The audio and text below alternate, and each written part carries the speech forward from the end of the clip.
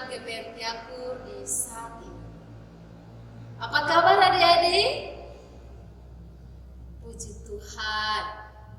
Kakak Eta berharap adik-adik semua di rumah sehat, dan adik-adik yang lagi sakit, Kakak Eta doakan semoga cepat sembuh ya adik-adik. Adik-adik, kita akan berdoa mengawali seluruh aktivitas sekolah minggu kita di saat ini. Ayo adik-adik semua, duduk tenang, lipat tangan, dan mari kita berdoa.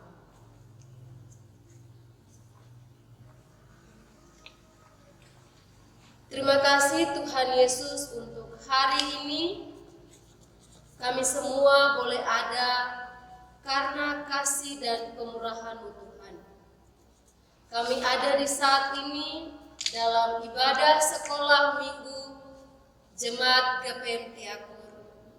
Dari awal sampai berakhirnya ibadah ini, kami dasarkan itu hanya di dalam nama Allah Bapa, Yesus Kristus, dan Roh Kudus. Tuhan Yesus memberkati kami semua yang beribadah di saat ini. Amin.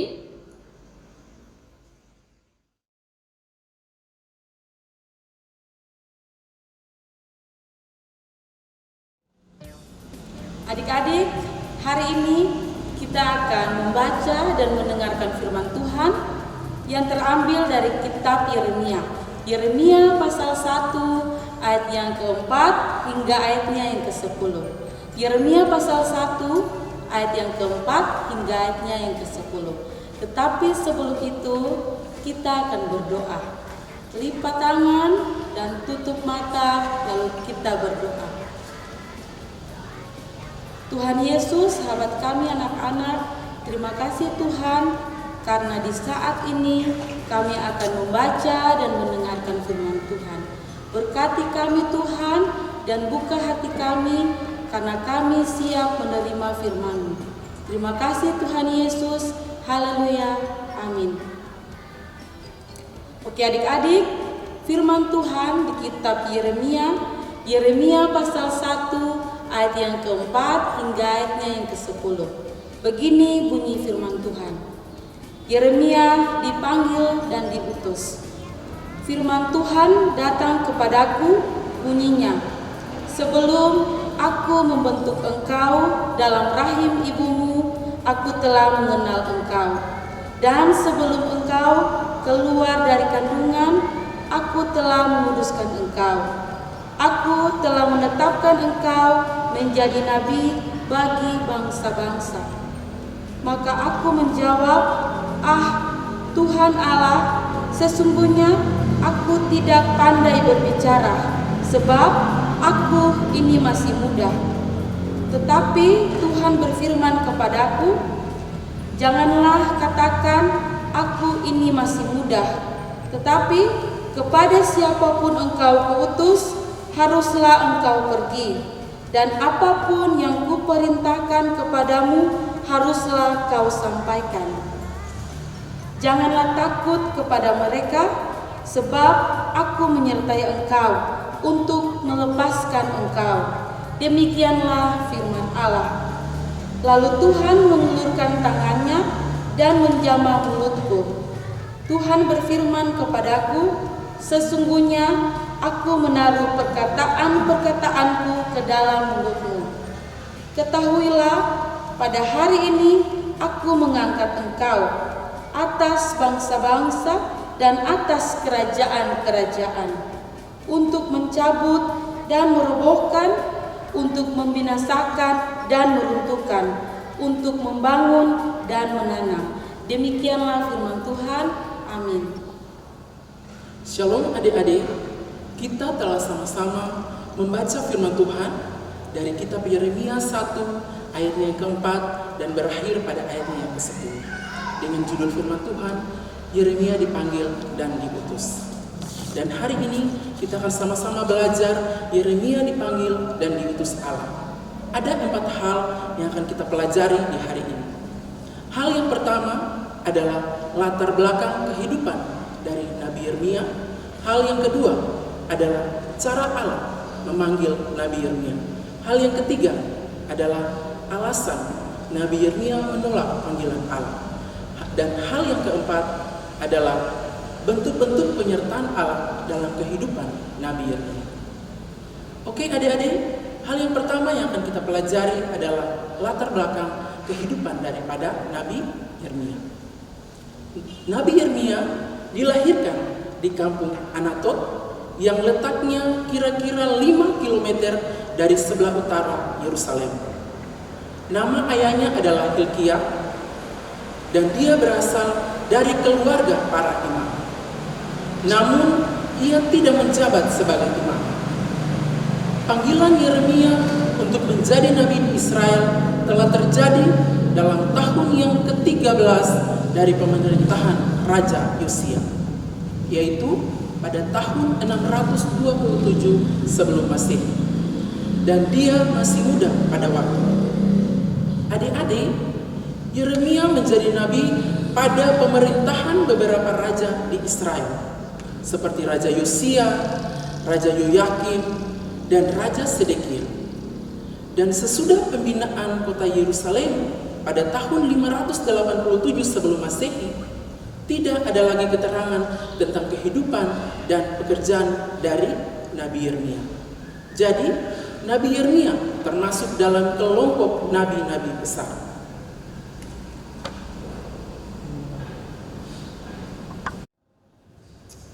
Itu adalah latar belakang kehidupan daripada Nabi Yeremia. Hal yang kedua yang akan kita pelajari adalah cara Allah memanggil Nabi Yeremia. Panggilan Allah kepada Nabi Yeremia diawali dengan beberapa pesan yang disampaikan Allah kepada Nabi Yeremia. Pesan itu disampaikan dengan tujuan agar Nabi Yeremia dapat memahami maksud dan panggilan Allah terhadap dirinya. Pesan-pesan yang dimaksud antara lain, yang pertama, sebelum engkau dilahirkan, aku telah mengenal engkau. Hal yang kedua yang tercatat dalam firman Tuhan, bahwa sebelum engkau keluar dari kandungan, aku telah menguduskan engkau. Pesan yang ketiga adalah, aku telah menetapkan engkau menjadi nabi bagi bangsa-bangsa. Adik-adik, Allah menegaskan kepada Nabi Yeremia bahwa rencana panggilannya itu bukan sesuatu yang baru saja dipikirkan oleh Allah, tapi sudah ada sejak ia ada di dalam kandungan ibunya.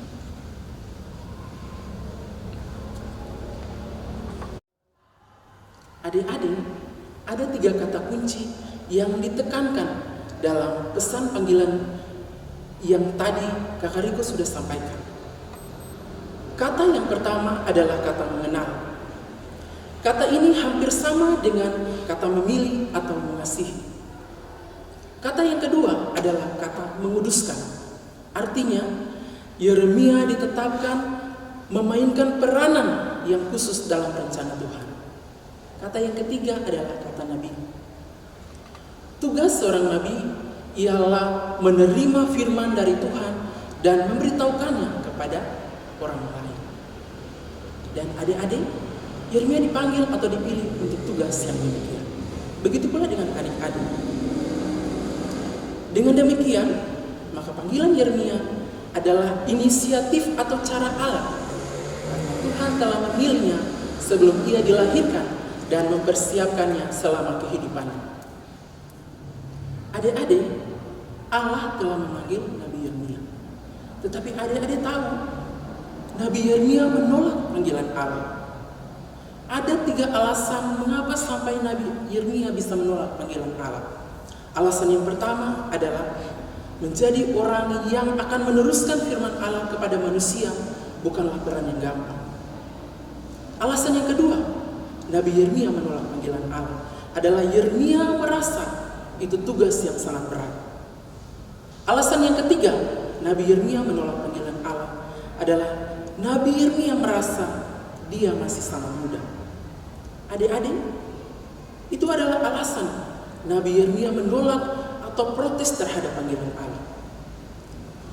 Adik-adik perlu ketahui bahwa dalam tradisi Israel kuno, orang-orang yang dianggap bijak akan didengar oleh banyak orang adalah orang-orang yang sudah tua dan bukan orang-orang yang masih muda atau anak-anak. Jadi sebenarnya selain masih muda, hal itu bukanlah kebiasaan orang Israel kuno, sehingga Yeremia menolak panggilan itu karena dia sendiri takut jika dia juga akan ditolak oleh bangsa Israel pada masa itu. Adik-adik, ketika Nabi Yeremia menolak panggilan Allah, maka ada bentuk-bentuk penyertaan Allah kepada Nabi Yeremia. Pada saat Allah memanggil Nabi Yeremia, Allah memberikan jaminan penyertaan kepadanya. Allah tahu bahwa Nabi Yeremia akan mengalami masalah dan tantangan.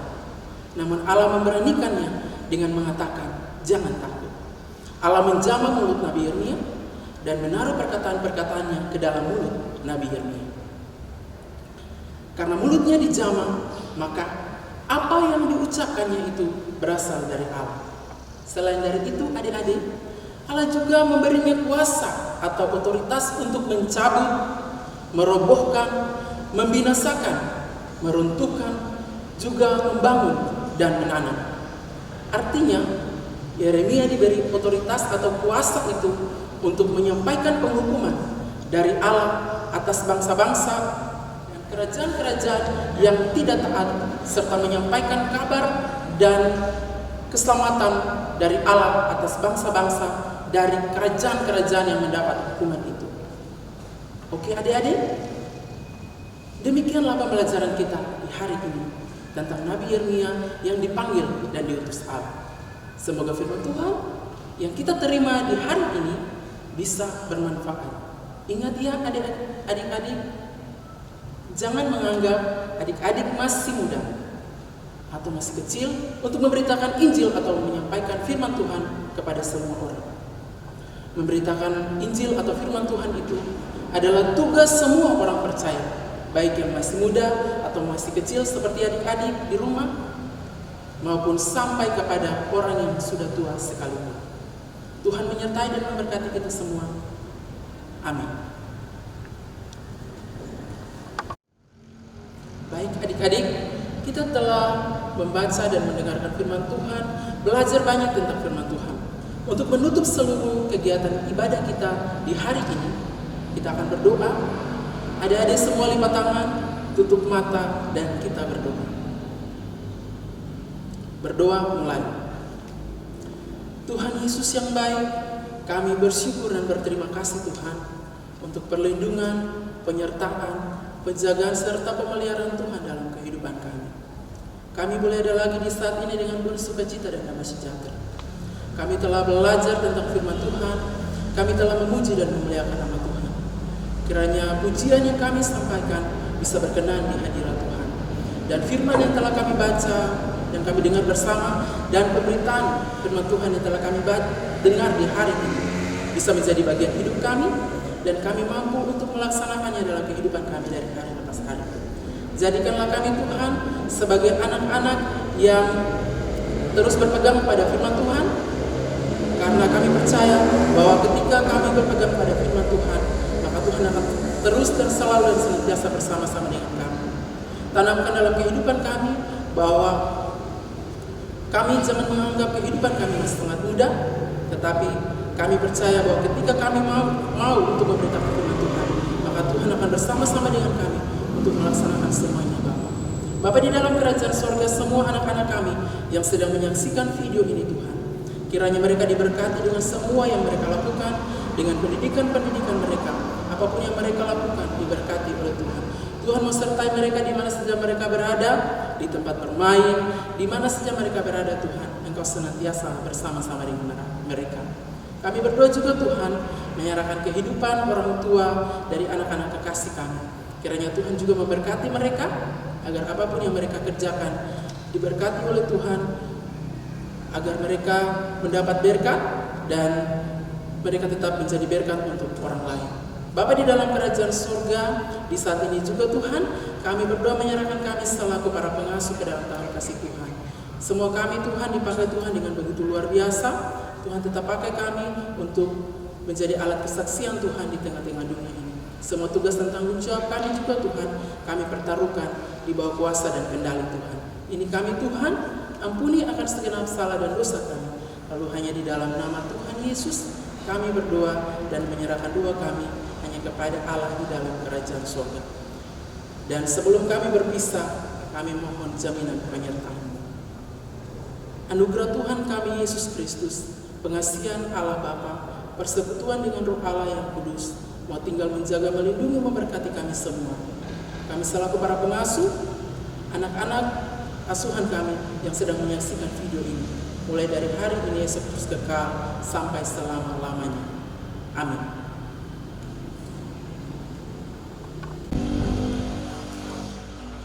Iya, adik-adik semua dipersilakan berdiri dan mari kita sama-sama memuji Tuhan dengan lagu pujian.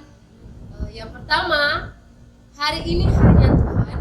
Yang kedua, dengar Dia panggil nama saya. Dan yang ketiga, oh giranglah.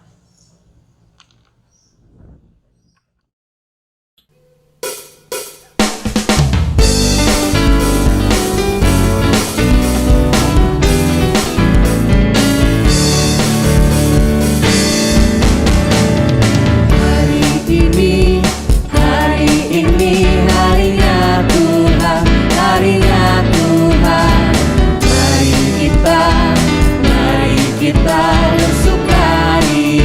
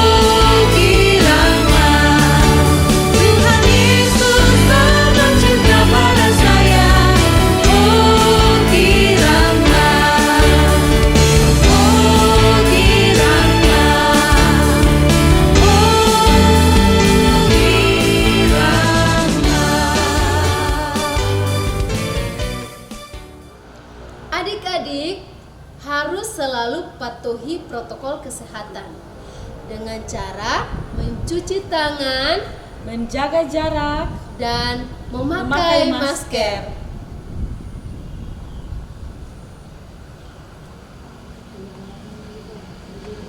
Sampai jumpa minggu depan. Shalom.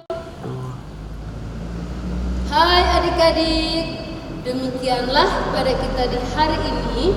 Kiranya firman Tuhan yang kita terima di hari ini bisa bermanfaat dan kita semua menjadi anak-anak yang memberitakan firman kepada semua orang.